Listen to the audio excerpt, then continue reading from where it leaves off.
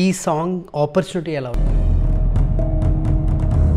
Friendship song అని అర్థమైంది, దాన్ని బట్టే ఫీల్ క్యారీ చేసి పాడడం జరిగింది. సూర్యుడే గొడుగు పట్టి వచ్చాడే భుజము తట్టి. ప్రభాస్ గురించి మీరేం చెప్తారు? ఆయన గురించి చెప్పడానికి ఏం లేదు, పేద ఆయన ఒక డార్లింగ్ నిజంగానే.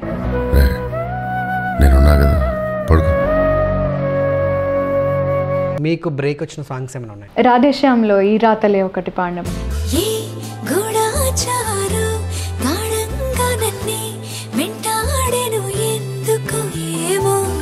వాళ్ళు కొంచెం నాకు ఓపెన్ సింగింగ్ కావాలి, రాగా కావాలి అని అడిగారు. సూర్యుడే గొడుగు పట్టి వచ్చాడే భుజము తట్టి చిమ్మ చీకటిలోను నీడల ఉండేటోడు రెప్పనొదలక కాపు కాసిడి కన్నువాడు. ఆకాశం ఇడిసి పెట్టి ముద్దెట్టే పొలము మట్టి.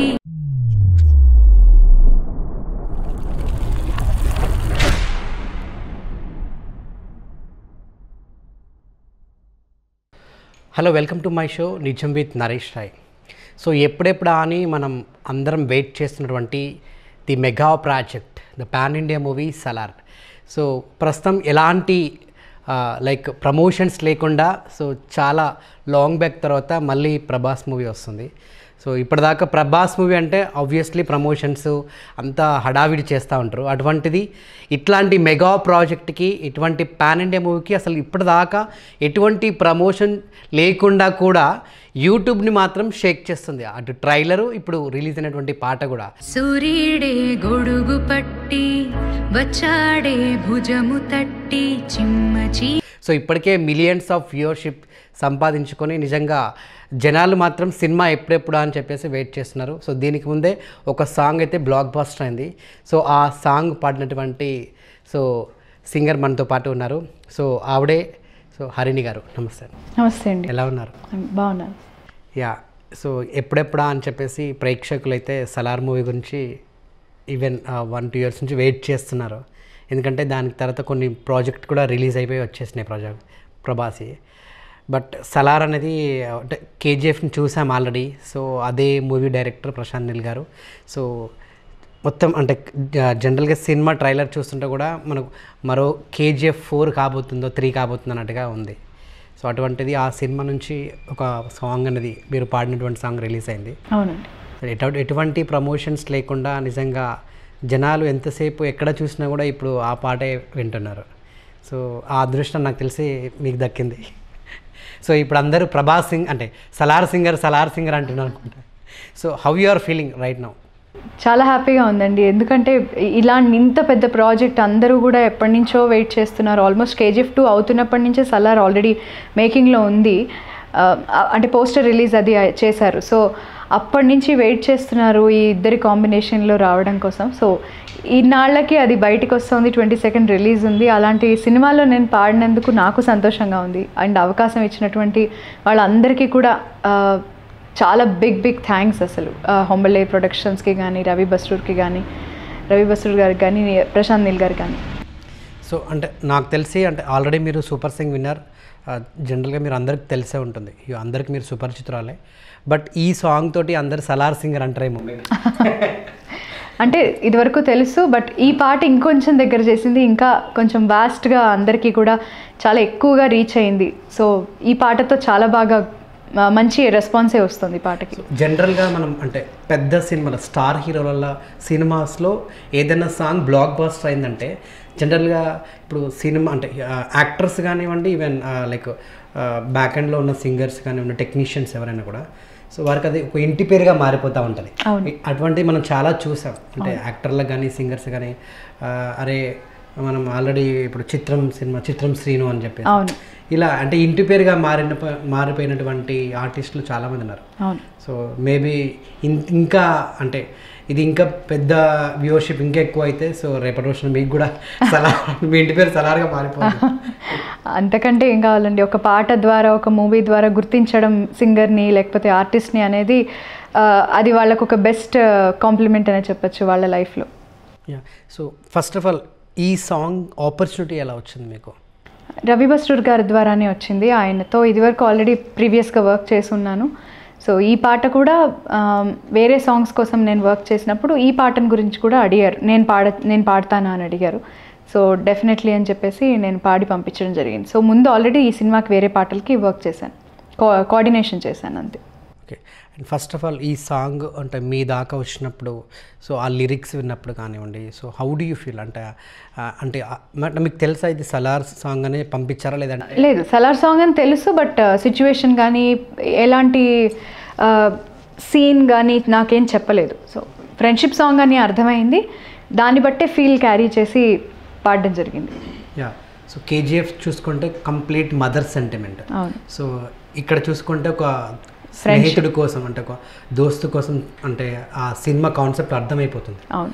సో అదే ఫీల్తో కూడా సాంగ్ ఉంది కంప్లీట్గా, మనకు వాళ్ళ ఎలిమెంట్స్ చూస్తే అర్థమైపోతుంది. సో దీన్ని అంటే ఫస్ట్ టైం మీకు వచ్చినప్పుడు ఆ ఇన్పుట్స్ కానివ్వండి, అంటే మీరు ఓన్ చేసుకొని పాడిరా అసలు ఏంటని? నేను ఓన్ చేసుకునే పాడాను ముందు, పాడిన తర్వాత వాళ్ళు దానికి కావాల్సినట్టుగా ఎలా కావాలి అనేది వాళ్ళు చెప్పారు. సో దాన్ని కూడా మళ్ళీ నేను రీటేక్ తీసుకొని వాళ్ళకి కావాల్సినట్టుగా మళ్ళీ పాడి పంపించాను. సో లాస్ట్కి ఒక 2 to 3 times పాడిన తర్వాత వాళ్ళు ఓకే చేశారు సాంగ్. ఒకసారి హమ్ చేస్తారమ్మా ప్రేక్షకుల కోసం? సో మీరు మొదటిసారిగా పాడింది ఎలా పాడారు అంటే మీకు వచ్చినప్పుడు ఒరిజినాలిటీగా మిమ్మల్ని పాడమన్నప్పుడు ఎలా పాడారు? సో ఇప్పుడు ఒరిజినల్గా వినాలంది మాకు ఆ ఒరిజినల్ కంటే ముందు మీరు ఓన్ చేసుకొని పాడదని వినాలి. రెండింటికి పెద్ద డిఫరెన్స్ ఏమి ఉండదు. నేను చాలా సాఫ్ట్గా మెలోడియస్గా పాడాను, బట్ వాళ్ళు కొంచెం నాకు ఓపెన్ సింగింగ్ కావాలి, రాగా కావాలి అని అడిగారు. సో ఆ విధంగా పాడడం జరిగింది. సూర్యుడే గొడుగు పట్టి వచ్చాడే భుజము తట్టి చిమ్మ చీకటిలోను నీడల ఉండేటోడు రెప్పనొదలక కాపు కాసెడి కన్నువాడు. ఈ స్టైల్లో నార్మల్గా పాడాను. తర్వాత వాళ్ళు కంప్లీట్ ఓపెన్ సింగింగ్ కావాలని అడిగినప్పుడు సూర్యుడే గొడుగు పట్టి వచ్చాడే భుజము తట్టి చిమ్మ చీకటిలోను నీడల ఉండేటోడు రెప్పనొదలక కాపు కాసెడి కన్నువాడు ఆకాశం ఇడిసిపెట్టి ముద్దెట్టే పొలము మట్టి ఎండ భగ భగ తీర్చె చినుకుల దూకుతాడు ముప్పు కనవనదారర తారరారా. సూర్యుడే గొడుగు పట్టి వచ్చాడే భుజము తట్టి. సారీ, లిరిక్ మర్చిపోయాను. ఓకే. సో నిజంగా అంటే మీ వాయిస్ అక్కడ జనరల్గా మేము చాలాసార్లు విన్నాము. సో ఆ సౌండింగ్లో వింటుంటే నిజంగా ఎన్నిసార్లు విన్నా కూడా ఇంకా వినాలనిపిస్తుంది. సో అంటే నార్మల్గా మేము ఆడియో వినే ఇంత ఎంజాయ్ చేసాం, ఇంకా వీడియోతో పాటు అది అవుట్పుట్ బయటకు వస్తే అది ఇంకా బ్లాస్ట్ అవుతుంది. ఇంకా అందులోటి ప్రభాస్ అంటే మీకు తెలిసే ఉంటుంది, పాన్ ఇండియా వైజ్లో ప్రభాస్ ఫ్యాన్స్ ఎక్కడ చూసినా కూడా ఆయన బాహుబలితోటే ఎక్కడికో వెళ్ళిపోయాడు. సో ఇప్పుడు ప్రభాస్ అంటే ప్రపంచవ్యాప్తంగా అందరికీ తెలుసు. అటువంటిది so the mega project Salaar కోసం చాలా ఏళ్ళ నుంచి వెయిట్ చేస్తున్నారు ఫ్యాన్స్. అవును. సో ఆబ్వియస్లీ ఇంకా ఇది వీడియోతో చూస్తే అది బ్లాస్ట్. సో నెక్స్ట్ హరిణి గారు ఇంకా మీరు కూడా పాన్ ఇండియా అయిపోతారు. సో ఆల్రెడీ పాన్ ఇండియా సినిమాకి పాడారు. సో నెక్స్ట్ అన్ని ఇంకా హరిణి ఎక్కడైనా పాన్ ఇండియా పాటలే పాడుతుంది. అయ్యో అదేం లేదు, ఎవరు ఎలాంటి ప్రాజెక్ట్ తీసుకొచ్చినా ఆ పాట చాలా బాగుండి మంచి సాంగ్కి అంత మంచి వాల్యూస్ ఉంటే డెఫినెట్లీ నేను పాడతాను. ఆల్రెడీ వర్క్ చేస్తున్నాను అలాంటి చిన్న మూవీ అవనివ్వండి పెద్ద మూవీ అండి, బడ్జెట్ ఎట్లా ఉన్నా కూడా మ్యూజిక్ డైరెక్టర్తో నాకు కంఫర్ట్ ఉండి ఆయన మంచి పాటలు చేసేవాళ్ళు అయితే నేను డెఫినెట్గా పాడుతున్నాను. ఓకే. సో ఈ లిరిక్స్ విన్నప్పుడు కూడా హౌ డూ యూ ఫీల్ అండి? ఎందుకంటే జనరల్గా మీరు లిరిక్స్ కూడా 1కి 10 సార్లు ఆ లిరిక్స్ అసలు ఏంటి అనేది కూడా మీరు చూసుకుంటారు, దాంట్లో ఉన్న మీనింగ్, దాంతో మీరు ఆ లోపల ఉన్న ఎమోషన్ కూడా క్యారీ చేస్తారు. సింగర్స్ ఆ ఎమోషన్తోనే పాడుతూ ఉంటారు కదా. So how you feel? Lyrics చూడగానే అర్థమైంది ఒక ఫ్రెండ్షిప్ సాంగ్ అని, బట్ చాలా బ్యూటిఫుల్గా రాశారు కేకే గారు. ఆయనకి నిజంగా అసలు ఆల్మోస్ట్ 80% ఆఫ్ ద అప్రిసియేషన్ ఆయనకి అండ్ రవి బస్రూర్ గారికి వెళ్ళాలి. వాళ్ళిద్దరికీ ఈక్వల్గా వెళ్తుంది ఆ అప్రిషియేషన్ అనేది. ఎందుకంటే ఆయన అంత బ్యూటిఫుల్గా అంత మెలోడియస్గా ఎమోషన్ క్యారీ అయ్యేటట్టు ఆయన కంపోజ్ చేశారు. ఈయన అంతే అద్భుతంగా ఆ ఇద్దరి క్యారెక్టర్స్ని కూడా వర్ణిస్తూ ఆ ఒక్క పాటలో ఒకళ్ళు ఖడ్గన్ లాంటి వాళ్ళు, ఇంకొకళ్ళు కలహాలు, ఇతని గొడవలు అతను పడతాడు అంటూ ఎంతోమంది, ఇప్పుడు మీరు యూట్యూబ్ చూస్తే ఈ పాట గురించి దాన్ని వర్ణిస్తూ అందరూ వాళ్ళకి అర్థమైన ఆ మీనింగ్తో వాళ్ళందరూ కూడా ఎక్స్ప్లెయిన్ చేస్తున్నారు. సో బ్యూటిఫుల్గా అంతమందికి మామూలు సాధారణ ప్రజలకు కూడా అర్థమయ్యేటట్టుగా రాశారు ఆయన అంత బాగా. సో ఆయనకి నిజంగా థ్యాంక్స్ చెప్పాలి అంత అద్భుతంగా రాసినందుకు. అండ్ అది నేను చూడగానే నాకు అర్థమైంది మీనింగ్ ఏంటనేది. సో అది నేను అనుభవిస్తూ పాడగలిగాను అంత బాగా రాసినందువల్ల, అంత బాగా కంపోజ్ చేసినందువల్ల. సో మేజర్లీ ఆయన క్రెడిట్ అంతా కూడా వాళ్ళిద్దరికే చెందుతుంది. కమింగ్ టు ప్రభాస్, సో మనకు తెలుసు ఆయన ఎంత ఎదిగినా కూడా చాలా is very ground to the head. So అటువంటి ప్రభాస్కి మీరు ఒక పాట పాడారు. సో ప్రభాస్ గురించి మీరేం చెప్తారు? అంటే ఇంటర్నల్గా మీకు ఎలా ఏం తెలుసు ప్రభాస్ గురించి? పర్సనల్గా నాకు తెలియదండి, బట్ ఆన్ స్క్రీనే అందరూ ఆరాధించే ఆ ప్రభాస్ గారే చాలా చాలా సింపుల్గా, చాలా డౌన్ టు ఎర్త్. ఆయన ఫ్యాన్స్కి ఆయన ఎంత వాల్యూ ఇస్తారో, ఆయన ఫ్యాన్స్ కూడా అలాగే ఉంటారు. నిజానికి నేను చూసినంత వరకు కూడా నాతో మాట్లాడిన వాళ్ళందరూ కూడా, ఆయన ఫ్యాన్స్ అందరూ కూడా చాలా మర్యాదగా, చాలా పాజిటివ్గా, ఆయన ఎలా ఉంటారో అంతే బాగా ఉంటారు వాళ్ళందరూ. సో ఆయన గురించి చెప్పడానికి ఏం లేదు, ప్రతి ఒక్కళ్ళు చెప్పేది ఆయన ఒక డార్లింగ్. నిజంగానే బై హార్ట్ కూడా ఆయన అలాంటి వ్యక్తే. సో అది మనం ఆన్ స్క్రీన్ చూస్తున్నాము. పర్సనల్గా కూడా చాలామంది కలిసిన వాళ్ళు, చూసిన వాళ్ళు అందరూ కూడా చెప్పేది అదే. సో అలాంటి వ్యక్తిని కలవాలని నాకు కూడా ఉంది. ఎప్పుడు అవకాశం వస్తే అప్పుడు ఆయన్ని కలవాలనే ఆశతో. ఈ పాట విన్నాక మీకు ప్రభాస్ నుంచి ఏమైనా ఫోన్ కాల్స్ వచ్చాయా? ఎవరు ఆ సింగర్ ఎంత బాగా పాడింది అని చెప్పేసి? ప్రస్తుతానికి అయితే ఏం రాలేదండి. వచ్చిన కాంప్లిమెంట్స్ ఇచ్చే ఉంటారు మేబీ, ఆబ్వియస్లీ ఇచ్చి ఉంటారు. బట్ డైరెక్ట్గా ఎప్పుడైనా కలిసినప్పుడు ఆయనతో చెప్పి నేను ఈ పాట పాడానండి అని చెప్పి ఆయనతో ఒక ఫోటో దిగాలని కోరికుంది. సో అంటే మీ వర్కింగ్ టైంలో కానివ్వండి, ఈవెన్ టెక్నీషియన్స్తో ఆబ్వియస్లీ పాట ఎవరు పాడారు, వాయిస్ చాలా బాగుందని డెఫినెట్గా అనే ఉంటారు. సో ఈ కమ్యూనికేషన్ ఏమైనా జరిగిందా? అంటే డిస్కషన్ అని నాకు తెలిసి అంటే నా వరకు రాలేదు, బట్ వాళ్ళలో అయి ఉంటుంది. వాళ్ళకి నచ్చాకే పాట రిలీజ్ చేస్తుంటారు నా వాయిస్లో maybe. And definitely Prabhas fans అంతా ఇప్పుడు హరిణి ఫ్యాన్స్ కూడా అయిపోతారు. ఎందుకంటే ప్రభాస్కి అంతమంది ఫ్యాన్స్ ఉంటారు కాబట్టి ఈ పాట అందరికీ నచ్చుతుంది. సో ఈవెన్ టీనేజ్ నుంచి పెద్దవాళ్ళ వరకు కూడా, సో అందరూ ఇష్టపడుతున్నారు. అటువంటిది ఇప్పుడు ఆ ఫ్యాన్స్ అంతా ఇటు డైవర్ట్ అవుతారు, హరిణి ఫ్యాన్స్. సో నాకు తెలిసి మీకు బాగా కాంప్లిమెంట్స్ కూడా వచ్చే ఉంటాయి. ఆడియన్స్ కూడా విపరీతమైన ఫోన్ కాల్స్, మీకు ఇన్స్టా, సోషల్ మీడియాలో కూడా మీకు ఆ కామెంట్స్ వస్తూనే ఉంటాయి. సో ఇదంతా మీరు ఎట్లా తట్టుకోగలుగుతున్నారు? నిజంగా ఎట్లా రిసీవ్ చేసుకుంటున్నారు? ముఖ్యంగా అందరికీ రిప్లై ఇవ్వడం అనేది మాత్రం ఒక హెక్టిక్ పనే, కానీ ప్రతి ఒక్కరికి ఇస్తేనే వాళ్ళు ఎంత టైం తీసుకుని మనకి పాట విని అంత బాగా రెస్పాండ్ అవుతున్నారు. సో అలాంటి వాళ్ళకి రెస్పాండ్ అవ్వాలి తిరిగి. సో ప్రతి ఒక్కరికి రెస్పాండ్ అవ్వడానికే ట్రై చేస్తున్నాను. కొంచెం చాలా కష్టంగానే ఉంది, కానీ అది ఎంజాయ్ చేస్తున్నాను. ఇలాంటి అవకాశాలు, ఇలాంటి సిచ్యువేషన్లు, ఇలాంటి మెమరీస్ మళ్ళీ రావు. సో ప్రతి ఒక్కరికి రెస్పాండ్ అవ్వాలనే ఉద్దేశంతో ప్రతి మెసేజ్కి లైక్ చేయడం కానీ, లేకపోతే వాళ్ళు నన్ను ట్యాగ్ చేస్తున్నప్పుడు మెన్షన్ చేయడం కానీ చేస్తూ వచ్చాను. సో అందరి మెసేజెస్ చదువుతున్నాను. చాలా మనసు నిండిపోతుంది ప్రతి ఒక్కళ్ళ మెసేజ్ చదివినప్పుడల్లా.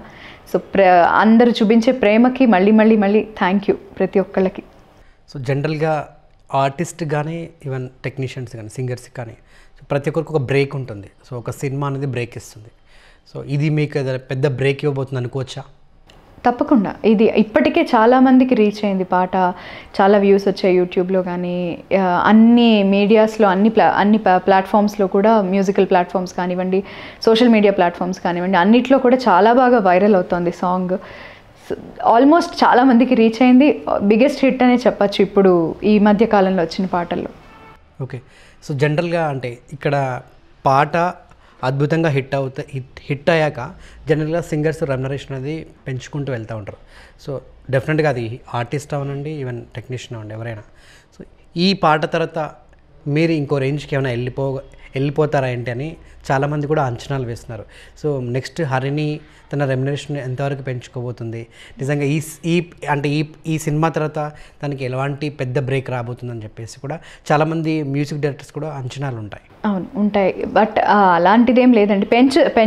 పెంచకపోవడం అనేది పక్కన పెడితే, ఒకవేళ ఏదైనా కంపోజర్ నా వాయిస్ కావాలి అని ఒక మంచి పాటను తీసుకొచ్చి ఇచ్చి, దానికి అంత బడ్జెట్ లేకపోయినా కూడా ఐఎమ్ రెడీ టు సింగ్. నాకు అదేమి ప్రాబ్లం లేదు.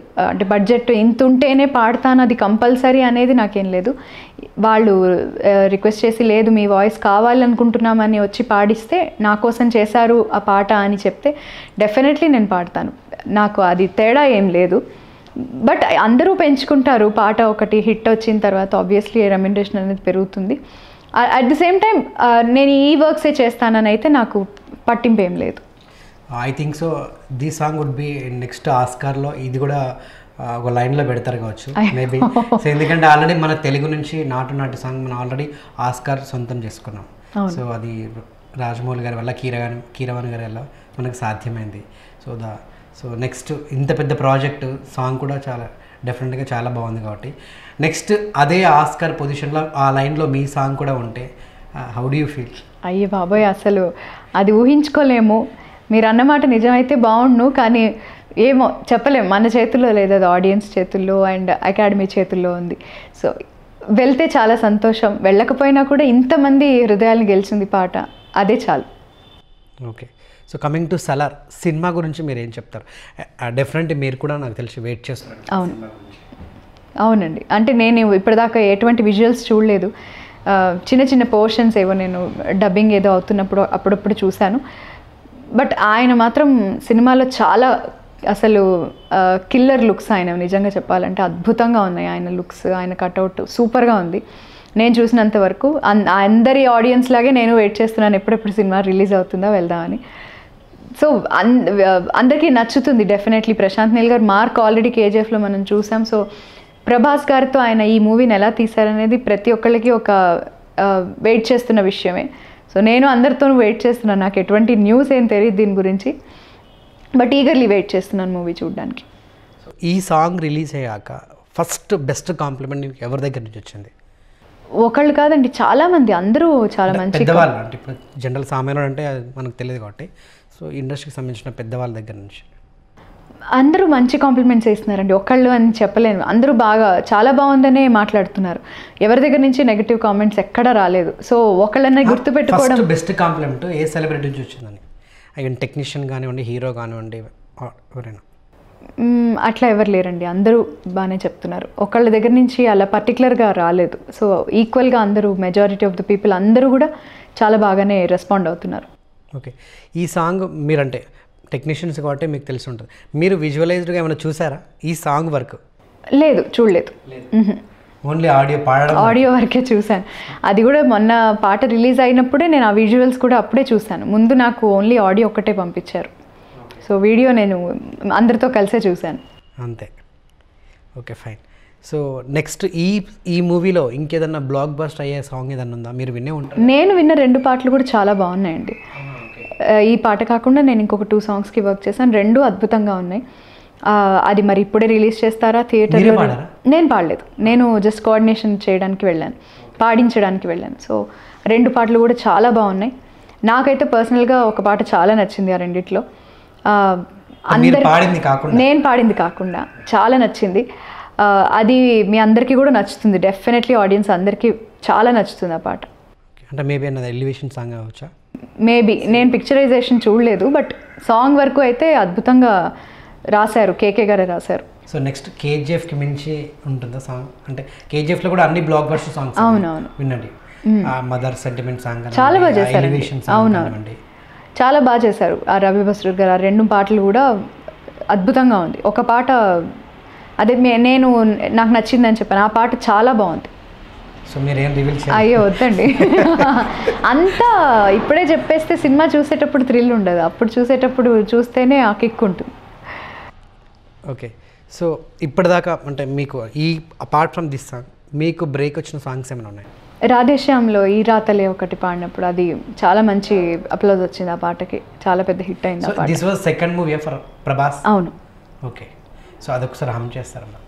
ఎవరో వేరెవరో కలవనీరు ప్రేమికులా, ఎవరో వేరెవరో విడిపోని యాత్రికులా,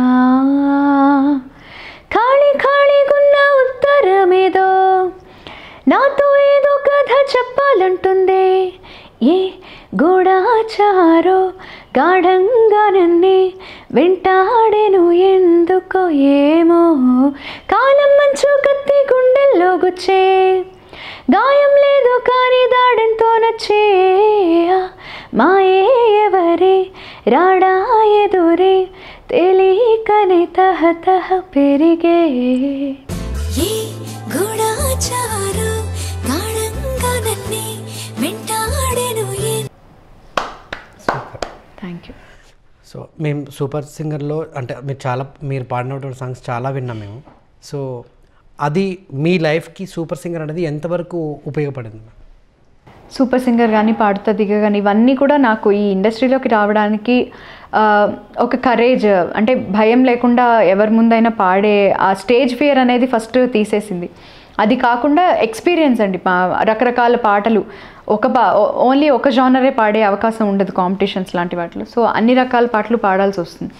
అలాంటి పాటలన్నీ కూడా కాంపిటీషన్స్ ద్వారా పాడగలిగాను. సో అవన్నీ కూడా ఎక్స్ప్లోర్ చేయగలిగాను అలాంటి జానర్స్ అన్నీ. సో అవన్నీ కూడా మళ్ళీ ఇప్పుడు రికార్డింగ్స్లో ఎవరన్నా అలాంటి పాట ఇచ్చినా ఈజీగా పాడగలను. ఒక ఎక్స్పీరియన్స్ ఉంది, ఆల్రెడీ నేను పాడానన్న ఎక్స్పీరియన్స్ ఉంది కాబట్టి వాటన్నిటికీ కూడా హెల్ప్ అయింది.